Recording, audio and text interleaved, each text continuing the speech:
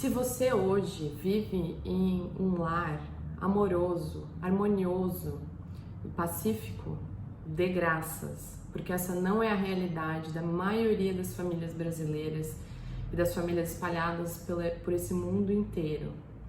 Hoje, os casos de violência doméstica estão cada dia maiores e agora com a pandemia e com o isolamento social, esse assunto voltou à tona e os números relacionados à violência doméstica aumentaram muito. Então, o assunto do vídeo de hoje é exatamente esse: a violência doméstica contra a mulher nos tempos de quarentena. Esse é um assunto tenso, é um assunto que traz um desconforto, mas ele é um assunto necessário e assim como a omissão é a que causa essa violência, essas mortes, então nós não podemos nos omitir e deixar de falar desse assunto que é tão importante. O tema de hoje são os lares insustentáveis, principalmente agora durante a quarentena.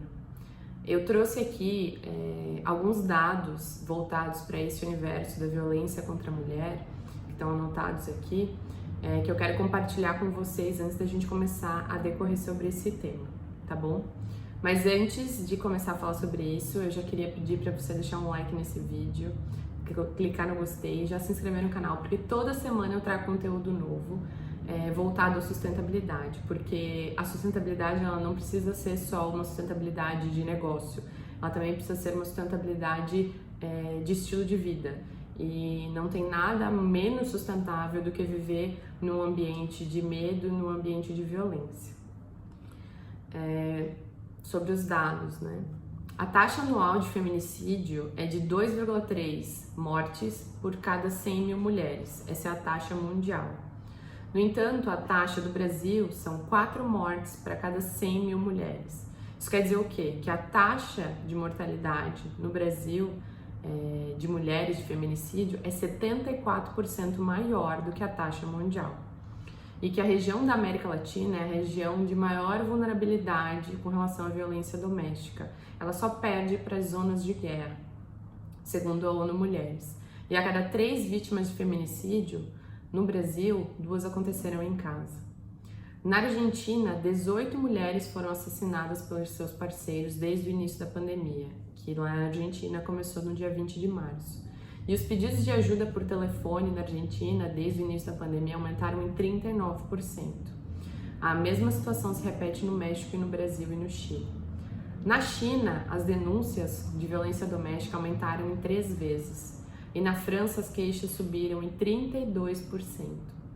No Brasil, o aumento de denúncias pelo 180, pelo 180, que é o canal oficial de denúncias contra a violência da mulher, aumentou somente 9% desde o início da pandemia. Você deve estar se perguntando, mas 9% não é muito. Gente, 9% é muito sim. E é interessante, né, questionar esse dado, mas se você parar para pensar, dessas 9% foram as que conseguiram, né? E as mulheres que não conseguiram ajuda, que devido ao isolamento social, aos seus agressores estarem 24 horas aos seus lados, não tem nenhum momento de paz e não conseguem simplesmente pegar o telefone e ligar para o 180. Fora o canal 180, que é o canal oficial, existem outros meios de fazer denúncia, seja na Delegacia da Mulher ou em outros pontos, né, de acolhimento dessas vítimas. Então, o dado do Brasil, desde o início da pandemia, foi que aumentaram em 50% os casos de violência doméstica. Então, assim, por que isso acontece? Qual que é o principal causador, não o principal, mas os principais causadores desse aumento de violência doméstica?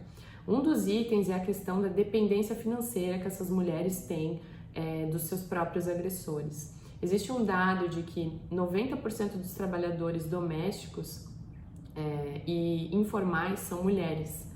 Então, com a informalização do trabalho, com o trabalho doméstico, agora no tempo de pandemia, na época de isolamento social, esses são os primeiros trabalhos que estão sendo deixados de lado. As pessoas não estão podendo exercer a sua função de trabalho, o que faz com que essas mulheres fiquem dependentes dos seus parceiros, que muitas vezes acabam sendo seus agressores.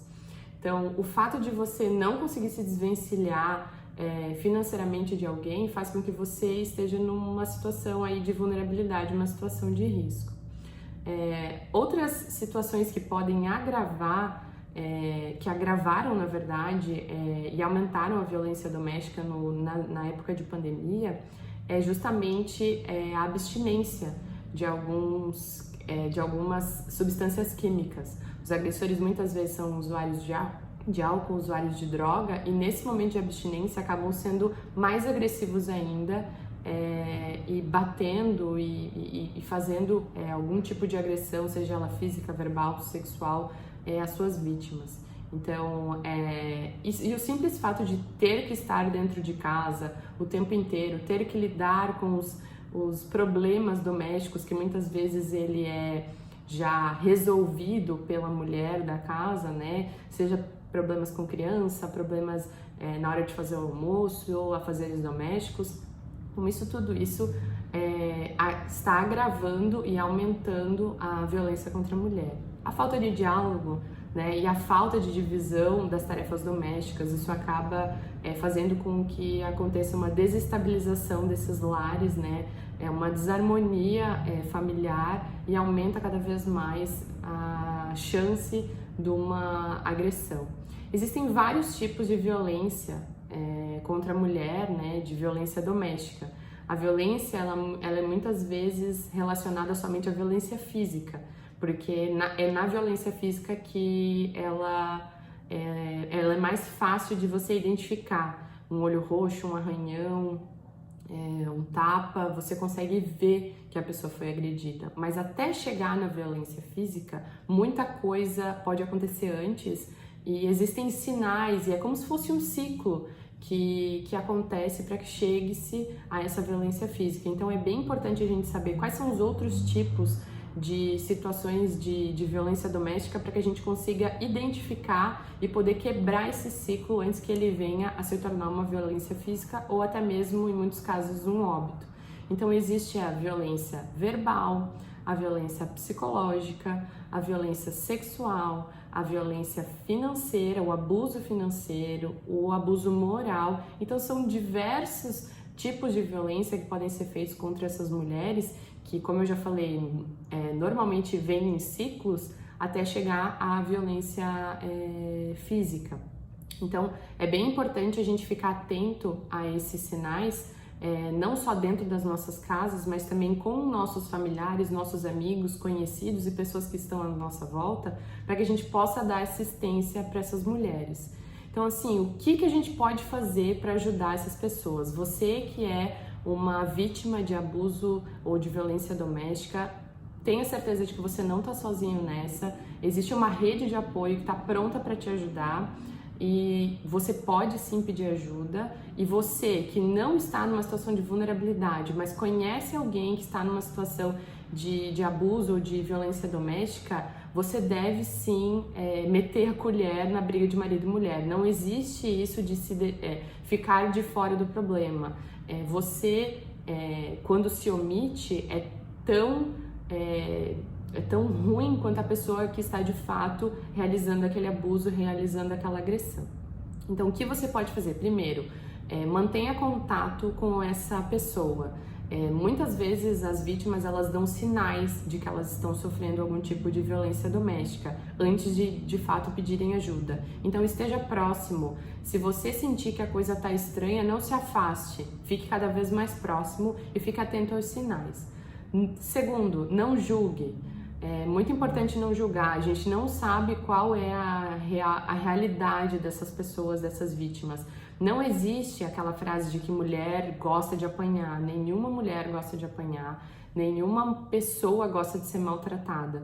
Muitas vezes o que acontece são as dependências. A dependência financeira que ela tem daquele agressor, ou a dependência psicológica, que muitas vezes o abuso psicológico foi tão forte ao ponto dela achar que ela é dependente emocionalmente do agressor.